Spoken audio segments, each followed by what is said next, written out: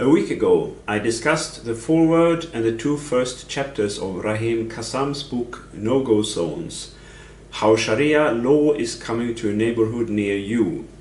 Today we will have a look at the third chapter about Belgium. The author Rahim Kassam was born in London. His parents came from Tanzania and he was raised as a Muslim, but he has not been a practicing Muslim for more than a decade and he considers himself to be an atheist. He studied politics at the University of Westminster.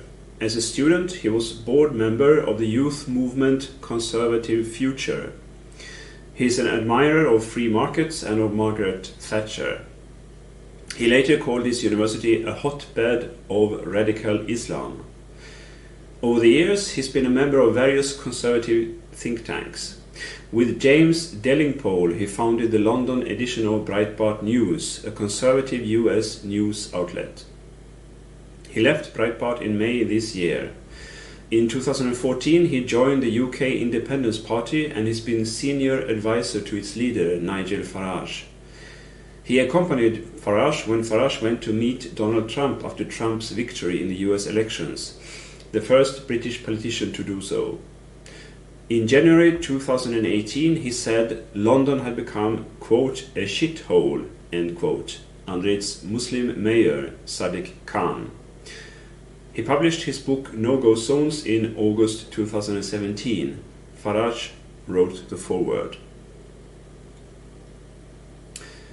In chapter 3 of his book, titled From Molenbeek with Terror, Kassam reports from the heavily Arab-populated neighborhood of Molenbeek-Saint-Jean, outside of Brussels in Belgium, normally called just Molenbeek.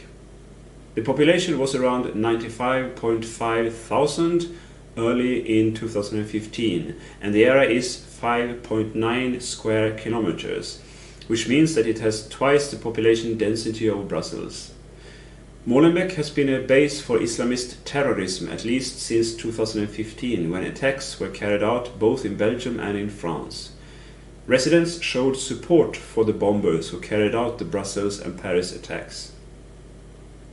Molenbeek's lower area, bordering to the canal that divides it from Brussels, consists of working class and migrant communities of mainly Moroccan and Turkish descent.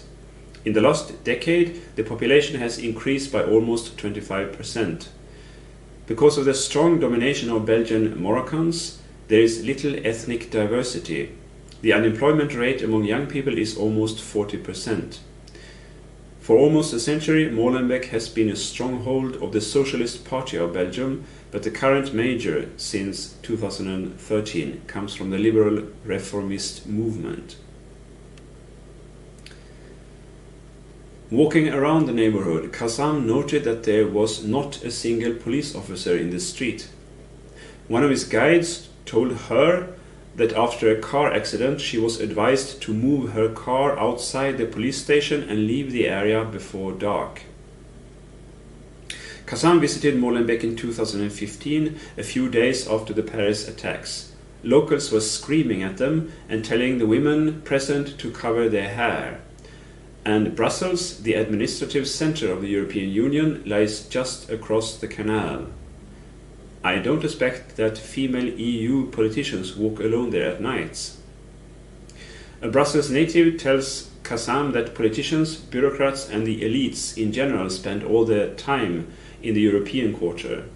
Their life is Dolce Gabbana, H&M, cafes and bars. Most local politicians in Molenbeek belong to far-left parties, and they tend to be silent about the problems, Kassam says.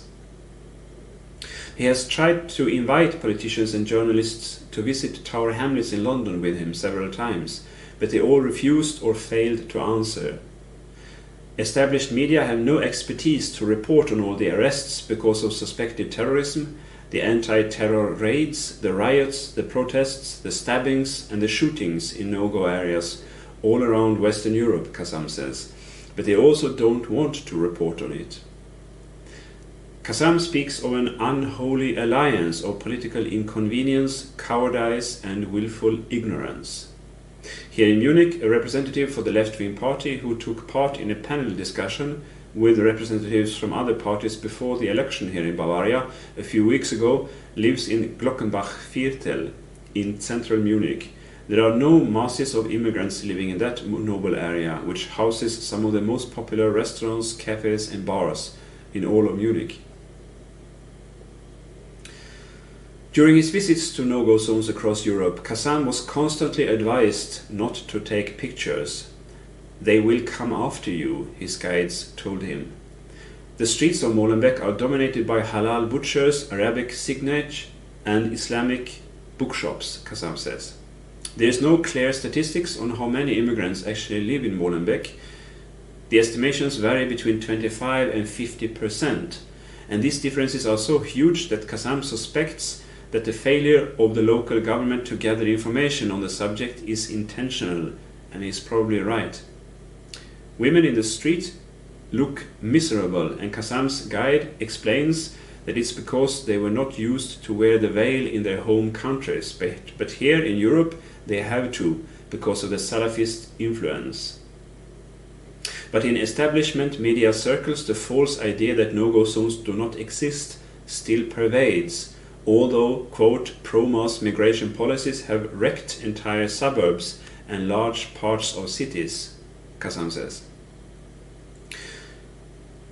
The policies support segregation instead of integration. Kassam mentions, quote, signposting in Arabic, offering Arab language classes paid for by the state, and placing all these immigrants in government housing buildings in far-away suburbs, end quote. This creates states within states, but at the same time it creates more votes for the socialists. Quote, across all the no-go zones I visited, election posters, flyers and stickers for socialist and communist parties littered lampposts and local notice boards, end quote. Voting for the socialists ensures not having to work and to receive lots of free stuff, which is one of the things Stefan Molyneux is talking about in his videos. According to Kassam, the no-go zones are in different stages of decay, partly depending on the kind of Islam that it is dominant there. Quote, the divergences between Turks and Pakistanis and between Moroccans and Algerians are massive, end quote.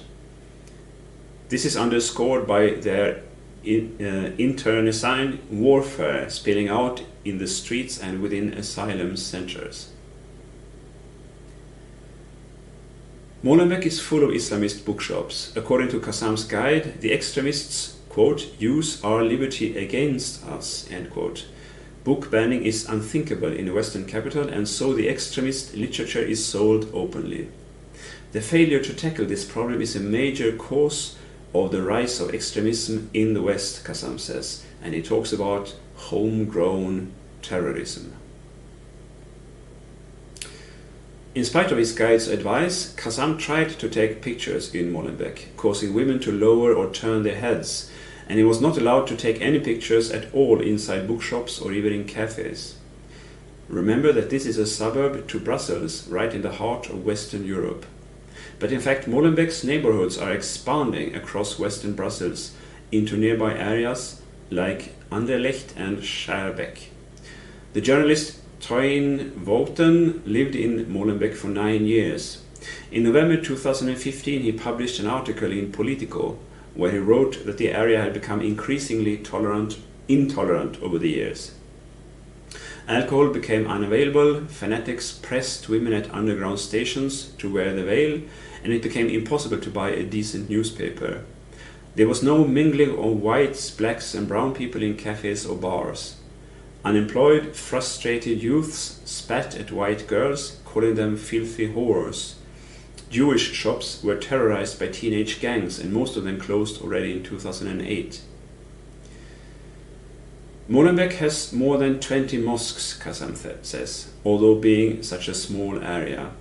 There is enormous pressure on journalists to depict the suburb as quiet, bohemian and ideal for mass migration. In January 2017, the think tank Chatham House in London, quote, found that the majority of populations across 10 major European countries want a full and total shutdown of Muslim immigration into their countries, end quote. Let's hope that the politicians finally start listening to the people. In the next video in this series, we will have a look at the humanitarian superpower in Europe, Sweden, and its quiet and bohemian immigration areas.